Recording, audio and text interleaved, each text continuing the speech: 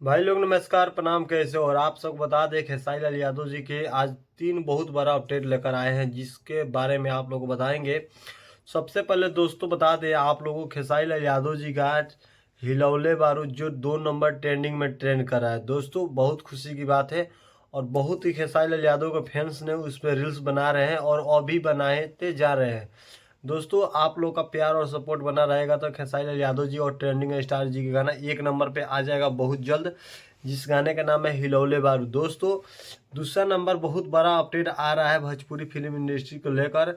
नैना, मेरे नैना तेरे नैना। दोस्तों खेसारी लाल यादव जी को 9 मार्च को शाम के 6 बजे फिल्म अच्छी भोजपुरी टेलीविज़न पर आप लोग फ्री में देख सकते हैं। और दोस्तों आप सब बता दें, आप लोगों को इंतज़ार का समय था वो ख़त्म हो चुका है। और दोस्तों आप सब बता दूं, एक बहुत बड़ा अपडेट और है, जिस अपडेट को लेकर बहुत ज़्यादा लोग चर्चा कर रहे थे कि जा एक करेजा 2.0 12 मिलियन व्यूज़ मिल चुका है, और बहुत ज़्यादा प्यार पब्लिकों का लगातार बरसते जा रहा है। तो दोस्तों आप लोग अपना प्यार देना बिल्कुल मत भूलिए।